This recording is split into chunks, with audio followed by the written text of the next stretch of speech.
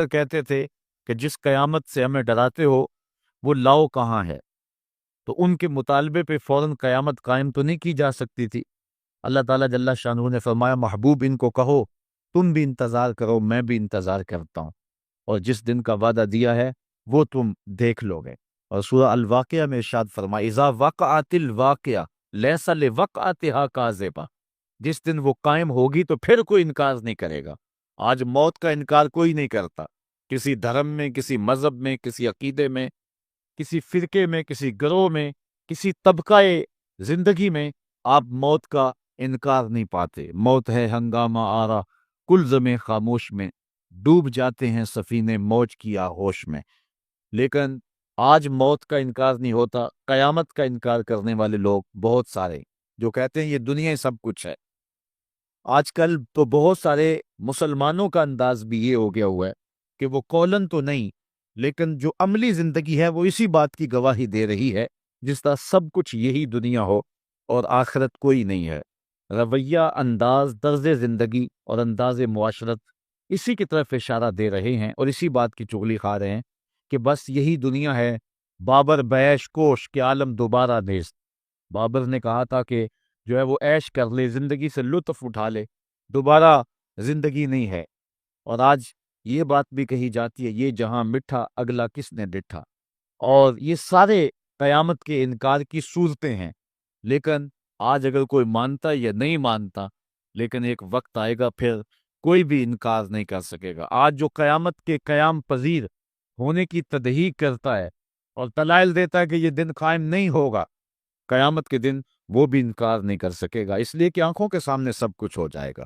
جس طرح آج موت کا انکار نہیں ہوتا، تو ارشاد فرمایا جب وہ واقعہ پذیر ہو جائے گی پھر کوئی بھی اس کو جھٹلانے والا نہیں ہوگا۔ لیکن قیامت سے قبل کچھ واقعات ہوں گے جس سے لوگوں کو آگاہ کیا جائے گا کہ وہ قیامت کے آنے سے قبل اپنے اعمال سے توبہ کر لیں۔ آج تو توبہ کا دروازہ کھلا ہے، لیکن قرب قیامت میں سورج مغرب سے دوبارہ طلوع ہو جائے گا، جو ہی غروب ہوگا، غروب ہونے کے بعد دوبارہ طلوع ہو کے عصر کے وقت پہ آ جائے گا، اور پھر اس کے بعد دوبارہ غروب ہو جائے گا۔ تو یہ قیامت سے 40 سال پہلے ہوگا، اس کے بعد توبہ کا دروازہ بند کر دیا جائے گا۔ اگر کوئی توبہ کرے گا بھی تو قبول نہیں ہو۔ آج ہمیں موقع دیا گیا ہے کہ مرنے سے 1 سال پہلے بھی توبہ کر لیں، 1 مہینہ پہلے بھی توبہ کر لیں، موت سے 1 دن پہلے بھی توبہ کر لیں، 1 گھنٹہ پہلے بھی توبہ کر لیں، 1 لمحہ پہلے بھی توبہ کر لیں۔ اللہ تعالیٰ یہ نہیں دیکھتا کہ اس کی ساری زندگی گناہوں میں گزری ہے، وہ دیکھتا ہے میرا بندہ آخر میری چوکھٹ پہ آ گیا، وہ پچھلے سارے گناہ معاف فرما دے۔ بلکہ حضور علیہ السلام نے صحابہ کو ایک مثال سے سمجھایا کہ ایک آدمی جنگل میں سفر کر رہا تھا اور اونٹ کے اوپر اس کا سامان بھی تھا، اس کی ضروریات زندگی بھی تھیں، اس کا توشہ بھی تھا، کھانا پینا بھی تھا، خود بھی سوار تھا۔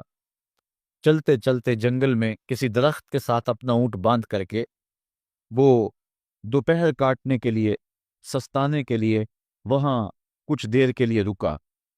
نیند آئی، تھوڑی دیر کے بعد جب آنکھ کھلی تو کیا منظر دیکھتا ہے کہ اونٹ نہیں ہے، اس کے اوپر ہی اس کا سامان ہے، زیادہ سفر ہے۔ اب صحرا میں اونٹ کا کھو جانا گویا زندگی کا کھو جانا ہے۔ اس بات کا ادراک وہ لوگ رکھتے ہیں جنہوں نے صحراؤں کا سفر کیا ہے۔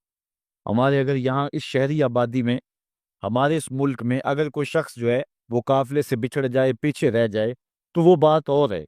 یہاں انسانی آبادی ہے، اور جنگلوں میں، صحراؤں میں جہاں کئی کئی 100 میل تک کوئی انسانی اور حیوانی آبادی نظر نہیں آتی، تو وہاں سواری کا اور توشہ سفر کا جو ہے وہ ہٹ جانا اور جدا ہو جانا اور گم جانا، یہ سیدھی سیدھی موت ہے۔ اب اس نے دائیں بائیں بھاگ کر کے دیکھا کہ اونٹ کہیں ملے، لیکن اونٹ نہیں ملا، تو وہ دوبارہ آ کے اس درخت کے ساتھ ٹیک لگا کے بیٹھ گیا موت کے انتظار میں کہ اب توشہ سفر بھی گیا، سامان سفر بھی گیا، سواری بھی گئی، اور یہاں کوئی انسانی آبادی بھی نہیں ہے، تو اب موت کا ہی انتظار ہے۔ تو وہ موت کے انتظار میں بیٹھ گیا۔ اچانک اس کو نیند آ گئی، تھوڑی دیر کے بعد آنکھ کھلی تو اس نے کیا منظر دیکھا کہ اونٹ جو ہے وہ اس کے پاس کھڑا ہوا ہے اور ماں ساز و سامان کھڑا ہوا ہے۔ تو پھر اس کو اتنی خوشی ہوئی، اونٹ کیا ملا، زندگی مل گئی۔ اس نے کہا اللہم انت عبدی و انا ربک، اے اللہ تو میرا بندہ اور میں تیرا رب۔ کہنا اس نے یہ تھا اے اللہ میں تیرا بندہ اور تو میرا رب، لیکن فرحت و مسرت سے وفور خوشی سے اس کی زبان بل کھا گئی اور اسے خوشی میں ہوش ہی نہ رہا کہ میں کیا کہہ رہا ہوں۔ وہ کیا کسی نے کہا تھا کہ جب بھی تیری قربت کے امکان نظر آئے ہم اتنے خوش ہوئے کہ پریشان نظر آئے، یا وہ کسی نے کہا تھا کسی کے آنے سے ایسے ہوش اڑے ساکی کے، شراب سیخ پہ ڈالی اور بوتل میں کباب۔ تو کبھی ایسا بھی ہو جاتا ہے کہ انسان وفور مسرت کے اندر جو کہنا ہوتا ہے اس کے برعکس کوئی بات کہہ دیتا ہے، یہ اس کی خوشی کی انتہا کی کیفیت ہے۔ تو اس نے کہا اللہم انت عبدی وانا ربک، اے اللہ تو میرا بندہ اور جو ہے وہ میں تیرا رب۔ یہ جوش مسرت سے یہ بات اس کے منہ سے نکلی۔ حضور نے صحابہ کو فرمایا صحابہ بتاؤ اس بندے کو کتنی کو خوشی ہو رہی ہے؟ صحابہ نے عرض کی حضور بہت زیادہ خوشی ہوئی ہے۔ تو حضور علیہ السلام نے فرمایا جب کوئی بندہ توبہ کر کے مالک کی دہلیز پہ پلٹ آتا ہے اللہ تعالیٰ اس سے بھی زیادہ خوش ہوتا ہے کہ یہ میرا بندہ میری دہلیز پہ آ گیا ہے، یہ توبہ کے دروازے پہ آ گیا ہے۔ تو اس لیے قیامت سے قبل توبہ کا دروازہ کھلا ہوا ہے، لیکن 40 سال قبل توبہ کا دروازہ بند ہوگا، سورج مغرب سے طلوع ہوگا۔ پھر کوئی توبہ کرنا چاہے گا بھی، بلکہ ہر کوئی توبہ کرنا چاہے گا، لیکن پھر توبہ جو ہے وہ قبول نہیں ہوگی۔ تو وہ دن انتہائی سخت دن ہے، اللہ تعالیٰ اس کی سختیوں سے ہمیں محفوظ فرمائے۔ قیامت بہرحال قائم ہوگی، اور اللہ تعالیٰ قرآن مجید میں ارشاد فرماتا ہے اذا زلزلت الارض زلزالها واخرجت الارض اثقالها وقال الانسان ما لها يومئذ تحدث اخبارها، جب زمین تھر تھر کانپنے لگے گی تو پھر حال یہ ہوگا کہ انسان پکار اٹھے گا کہ اس کو کیا ہو گیا، اور اس دن زمین ہر خبر بتا دے گی۔ آج زمین کے جس گوشے اور ٹکڑے پہ بندہ داد عیش دیتا رہا ہے، گناہ کرتا رہا ہے، دروازے بند کر کے لوگوں کی نگاہوں سے چھپتا رہا ہے، لیکن قیامت کے دن زمین سلطانی گواہ بن جائے گی اور جو کہا ہر شے سامنے آ جائے گی۔